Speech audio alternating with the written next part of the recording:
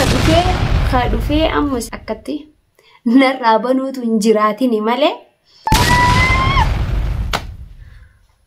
Assalamu alaikum warahmatullahi wabarakatuh. Jirtu hordoftoota fi kabajamtoota keenya bakka nagaan nuuf jiraattanii jiraadha arrallee boruullee warreettan gammaddanis adawwitiyyaa gammada warreettaniif saaf gammaddanillee gammadaaf isaafillee gammaduma qabdanii ani isa gammaddanii natti maan gammanne naafoo maan gammanne jehee naaru ammallee deebi'a inni numaa deemee miyyuudha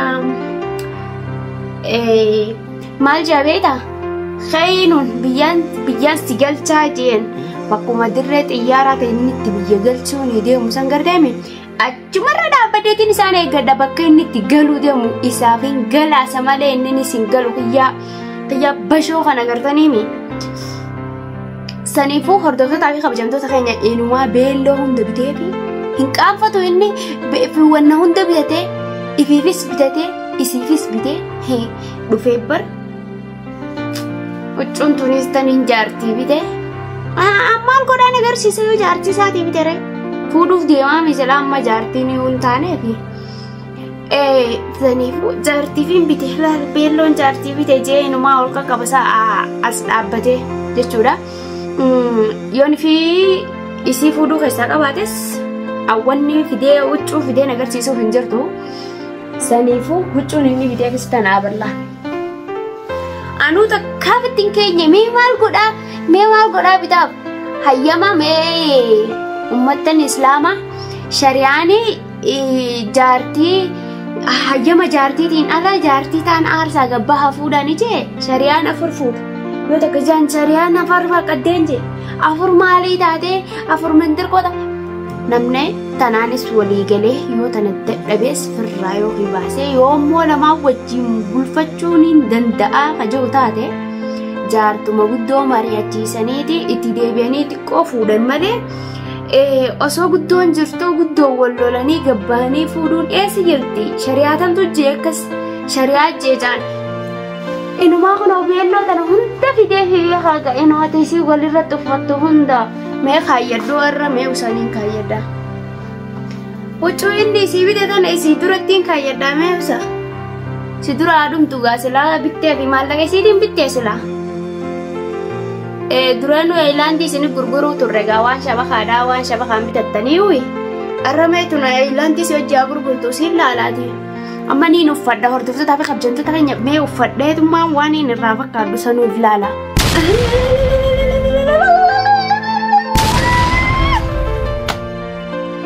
Obboleeyyan kiyya amma nama bira jiraate akkatti narraa hin baniniitu hin jirre malee ani mataan kiyyaa'u aruustifteedha. Wanni maal naa godha maal isiin gaafan heerumaa keellee waan akkasitti aruustittiin dibattu sanillee dibadhee wanna tahee gaafa sanatti anis isin caala ammallee alhamdulillahi waan hin taheen qabu fayyaa kiyya karabbiin fayyaa kiyyaa'uu naa dhiisee fayyaa kiyyaa'uu niin qaba karabbiin fayyaa kiyya naa dhiise tabiraatiin waan dubbadhu. Saniifuu hordoftoota fi kabajamtoota keenya namni immoo dhiirtii teenya tun akka tokko yaaddi beekani. Saniifuu gaa anis aruustistiidha habibti na laali gubadhu na laaltee gubadhu. Arkitanii mi hunoo huccuun tun ta'inni sii bite san ilaala.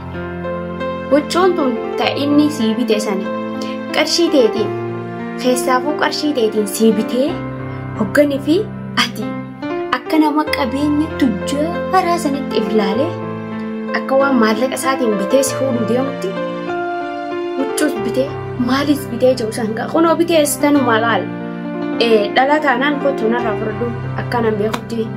Saniifuu anuu heerumaaf hin karaa jira. Rabbiin hiree teessii haa qajeelchu habiibti.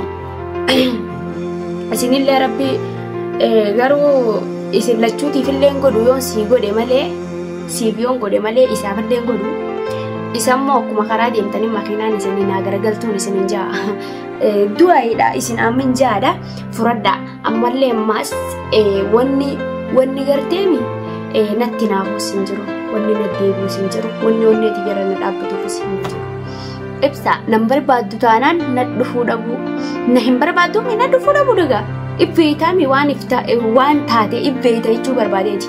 Saniifuu wanni guyyaa guyyaadhaan narra deemtee olii galtu oggu takka oggu lama oggu sadirra na deddeebitee keessa kiyya kana na waadduuf hin jiru. Saniifuu har'a aroostitti dhagaalan wayii gartanii isinsa ol keetillee isin hin garsiifne dhiifama hordoftotaa fi kabajamtoota keenya. Anti jaafuu gammachuun inni itti jiru san gammachuun mana keessa taa'ee har'a xiqqashoo haa maammadoon gariillee haanuuf jiraatu maaliif jennaani ka yeroo ati aarte san dawwalee aara si baasuuf jira. Bilbila qabaachuunis bareedaadha garuu kana fayyisees bilbila kiyyaa ammalleedha deebi xiqqashoo takka aaraniin galfadhaa mish isin aarsee gubee mee aarsitanii mee maal narraa tartan an dhiirti isa qofa taate osoo dhiirti isa qofa taate akkaan fadhetti isa qofa beekeetiin gajjihee jiraadha jechuu barbaadeeti. Ammoo isa qofaa miti maaltuutu isa jala naga cabsee wanna na godheere anis deemees nineeruma na fakkaate. Saniifuu hiree tiyyaa narra dadhaabbattee coraa narra nyaattee coraa narratti hin fixiniiti karaa kan kee hamna si haa godhuuti. Saniifuu nagiyaan jiraadhu anna deddeebitee onnarra nan dhaabbatin kaleessaas dheengaddaas dhufte. Wanni na dhuftu fuudhaaf deemte na fakkaate. Wanni na dhuftee na gubdee narra dhaabbattee ana araraastee lubburra na jettuuf maaltu jira.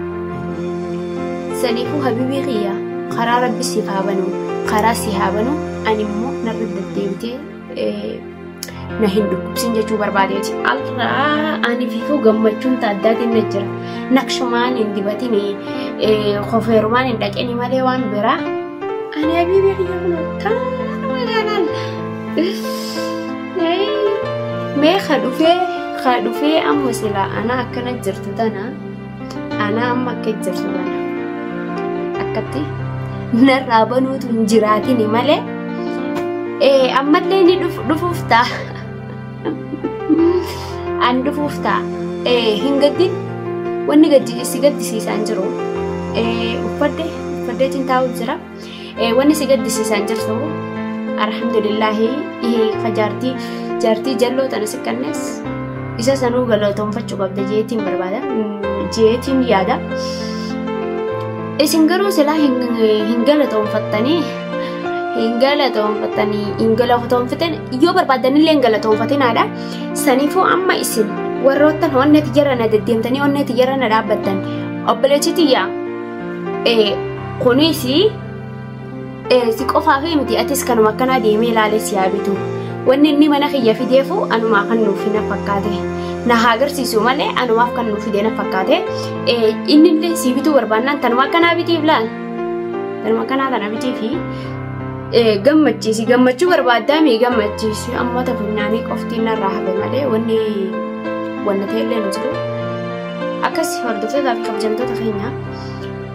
Saniifuu ibsaadhaan rabbi jecha namootaan yoo isin kadhagahu tahee irra deddeebitee isii adoochetee dhukkubsaan ooliin deemii irraa bahii irraa fuudha barbaannaanis fuudhii jiraadhu jaahammee ha'aan isatti haa dhimmamu.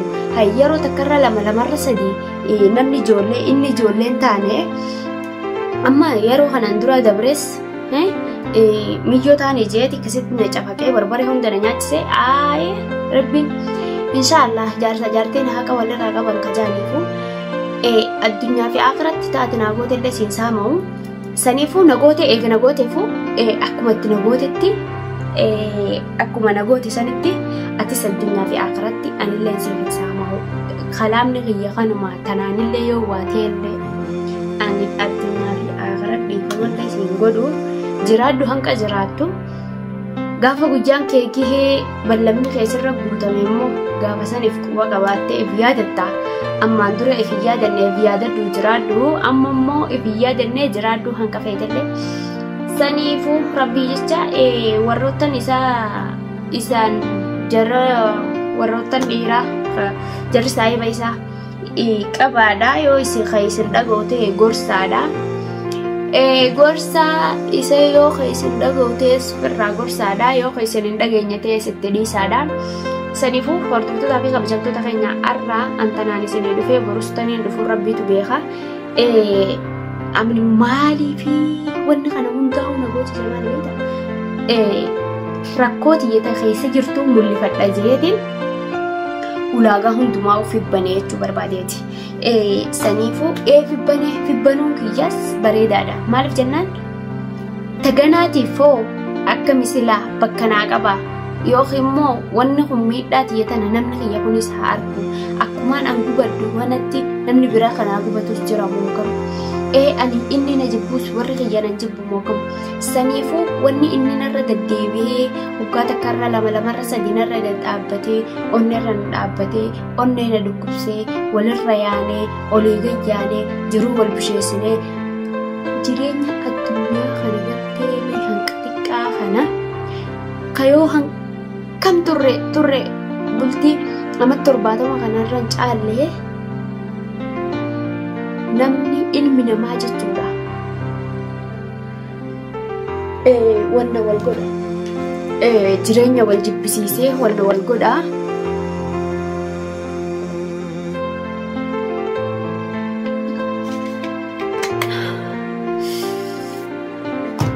akkas hordoftoota fi kabajamtoota keenya arraa ani andiyyaafoo arra gammachuun ta'addaan akkaan dhaga'amu jira dhuguma gaafa inni na fuudhe caala anarraan irra gammachuu qaba waan kana uffannaan inumaa akkuma nama hajiisatti amma lafaa ol ka'ee bultii eegaluu jiruuti saniifuu hordoftoota fi kabajamtoota kiyyaa wallaahi baay'een isin jaaladha baay'een isin kabajaa garuu ani kabajaa namaaf dhabee isaa dhabeetii miti isa ammoo kanarra deddeebi'ee narratti as deebi'ee irrichi deebi'ee akka horii qoonqoo dhabdeetti narra olii gad narra deddeebisaniitu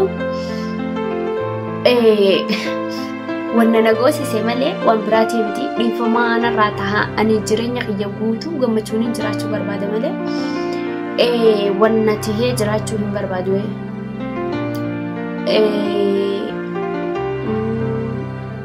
akkasumatti jireenya kiyya booruu jiraachuun barbaadu iftee gammadee ifirraa zanaaffataa jedhee gammadee taphadhee hoflee jiraadha. Ani yeroon gadda qabu san keessatti xiqqeeshochi garagallaan insha Allahu ta'ala niin fayya. Saniifuu jireenya addunyaa hanga xiqqaa kanaa jaanii ilmi namaa akka wal miidhan anarratti mee gorsi namni biraatillee gorsa isiniif haa taatu dhiira isin jaalannee fi ta'e isin jaalattu osoo dambaafne itti seenuunis rakkoodha. Saniifuu waa hundinuu haateessu gara haanyaatti curaa jaanii jettee dullattiin miimaaktee yoo miimaaktu. Saniifuu hordoftoota fi kabajamtoota keenya arra kanaan isiniif dhufee burustaniin isiniif dhufuuni deemee gaafa kaan sadii qageessee gaafa kaanis deemee mana siifiin barbaadaa yookiin mana keessiitiin keessa sii baasa jechuun dura. Ani mana kiyya kanaaniin kafaladhee jiraadha. Saniifuu wanni inni walla na godhuuf hin jirtu. Saniifuu hordoftoota fi kabajamtoota kiyyaa jiraadhaa naaf jiraadhaa hoggaa dhibbata akkallee ani yoon badirra jiraadhee badii tanarra jirta jaa irraa na gorsaa malee baga goote akkas namni namoota naan jettanillee inni na tammeessee maaliif waan hin hanqayyaroon aarisan keessatti obsan qabneefiin anis ol ka'ee ifirraa itti wanna tattaafadhee wanna jahaa ammaan dura jaalalaan nu jidduu jira je'eeti kanin obsee jala gajjee jiraadhu amma immoo jaalalti keenya dhumatee na fakkaate ana kan beekutti akka kiyyatti anamma jaalalaan dur isaaf qabu eega inni amantaa jaartii ifii ta'ojji mana keessa jiru amantaa irraa dhabee jibbee jechuudha isaa saniifuu isa jibbee jibbaa isaatiin qabaa waan ta'eef anis dureen bakka qabaadduuf illee amma bakka hin qabuu fi gajjachuuf illee hin danda'u. Saniifuu ammallee yoo inni kabajaa isaatiin caljiheen irraachi deebi'ee taa'ee namni itti bakki itti wal geenyullee hin jirtu. Hordoftootaa fi kabajamtoota keenya egaa akkasumatti ammallee akkuma beekamutti anis yeroo baay'ee kawal cafaqaa turre anis kanan dura ka ilmoo kaniin irraa baasee ilmoon kaniin ilmoo na nyaachisee ammallee na cafaqee barbaree na nyaachisee akkasii barbareen garaa kiyya kana hunda na oobuftu. San hundaa'u obseetiin jiraachuu jira. Amma mootuu maalifiin obsa dhabe beektaa? Eegame hiyyoo baluusii fuudhe ilmoo san fidi naan jedhanii sanirratti gartee anis akkamitti namni ammana keessa jaarsa jee abdadhee wajji jiraadhu akkamiin na shakkee nama alagaatii wajjii waanaan jahaa jechuurraa kan inni amantaanaaf dhabeerraa kan hin jibbaan kiyyaas ka'ee saniifuu arra jibbaan kiyya jibbaan isa jibbe sanirratti inni dhaabbatee deeme mana isaan jiru mana muraadina dhufee na cafaquun qabu ture. Saniifuu bultii namaa jittus anaatti deddeemu jirtu anaan jeefu